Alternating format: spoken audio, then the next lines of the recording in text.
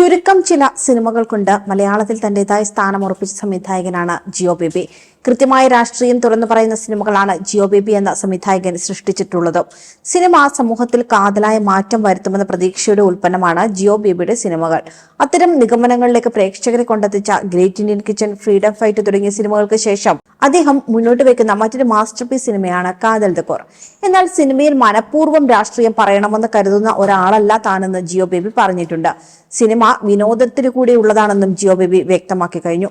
സമൂഹം തന്നെ ബാധിക്കുന്നത് കൊണ്ടാകാം സമൂഹത്തോട് പ്രതിബദ്ധത ഉള്ള സിനിമകൾ തന്നെ തേടി വരുന്നതെന്നും ജിയോ ബേബി നേരത്തെ തന്നെ പറഞ്ഞിട്ടുള്ളതാണ്. കുടുംബവും തന്നെ ബാധിക്കുന്നതാണെന്നും അതിലെ പ്രശ്നങ്ങളും തന്നെ അലട്ടുന്നതാണെന്നും ജിയോ പറയുന്നുണ്ട്.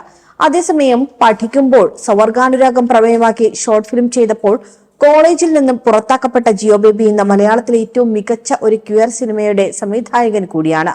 ഇപ്പോഴിതാ താൻ എങ്ങനെയാണ് സിനിമയിലേക്ക് എത്തിയതെന്ന് പറയുകയാണ് ജിയോ ബേബി.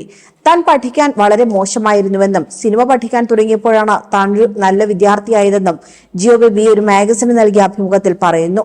എങ്ങനെയെങ്കിലും സിനിമ ചെയ്യണമെന്ന ഒരു തോന്നലുണ്ടായിരുന്നു. അതിനെന്താണ് വഴിയെന്നൊന്നും ഒരു പിടിയുമില്ല. പഠിക്കാൻ വളരെ മോശമായിരുന്നു. ബികോമും തോറ്റുപോയി. യൂണിയൻ ഇലക്ഷനിൽ മാഗസിൻ എഡിറ്ററായി മത്സരിച്ചു, അത് തോറ്റു. ചെയർമാനായി മത്സരിച്ചു, അതും തോറ്റു. പഠിക്കുന്ന കാലത്ത് തൃശ്ശൂരിൽ ഒരു ക്യാമ്പസ് ഷോർട്ട് ഫിലിം ഫെസ്റ്റിവൽ വന്നു. അതിലേക്ക് എൻട്രി ചോദിച്ച് അറിയിപ്പ് വന്നു. അയക്കണം, അതിനുവേണ്ടി ഒരു പടം പിടിക്കണം. പക്ഷേ ഒന്നും അറിയില്ല. ആകെ വിജയകൃഷ്ണന്റെ ഒരു പുസ്തകം വായിച്ചിട്ടുണ്ട്. അതിൽ നിന്ന് ഷോർട്ടും സീനുകളും ഒക്കെ എന്താണെന്ന് മനസ്സിലായി. അങ്ങനെ ഒരു തിരക്കഥയുണ്ടാക്കി. കല്യാണം പിടിക്കുന്ന ക്യാമറ വാടകയ്ക്കെടുത്ത് ഒരെണ്ണം തട്ടിക്കൂട്ടി. ഒന്നിനും കൊള്ളില്ല എന്ന് കണ്ടപ്പോൾ മനസ്സിലായി. ആകെ നാണക്കേടായി.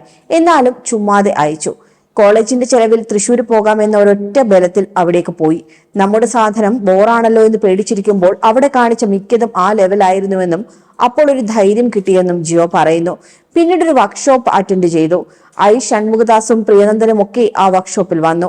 ആ ക്ലാസ്സുകളിൽ ഇൻവോൾവ് ആയി. ആദ്യമായിട്ട് ക്ലാസ്സിൽ ചോദ്യത്തിന് ഉത്തരം ശരിയായി പറഞ്ഞുവെന്നും അങ്ങനെ തന്റെ വഴി മനസ്സിലായെന്നും ജിയോ പറയുന്നു. അവിടെ വെച്ചാണ് സിദ്ധാർത്ഥ് ശിവയെ ജിയോ പരിചയപ്പെടുന്നത്. സിദ്ധാർത്ഥിന്റെ അച്ഛൻ കവിയൂർ ശിവപ്രസാദ് സാർ സംവിധാനം ചെയ്ത സിനിമയിൽ താൻ പിന്നീട് മുഖം കാട്ടിയ കാര്യവും ജിയോ പറയുന്നുണ്ട്. സിദ്ധാർത്ഥിന്റെ സിനിമയിൽ തന്റെ മകൻ മ്യൂസിക് അഭിനയിച്ചിട്ടുണ്ടെന്നും ജിയോ കൂട്ടിച്ചേർത്തു. ചങ്ങനാശ്ശേരിയിൽ സിനിമ പഠിക്കാൻ പോയ ശേഷം ജീവിതത്തിൽ ആദ്യമായി താനൊരു നല്ല വിദ്യാർത്ഥിയായി എന്നും അവിടെ നിന്നുമാണ് സ്വവർഗാനുരാഗം പ്രമേയമായി ഒരു ഷോർട്ട് ഫിലിം ചെയ്യുന്നതെന്നുമാണ് ജിയോ ബേബി പറയുന്നത്.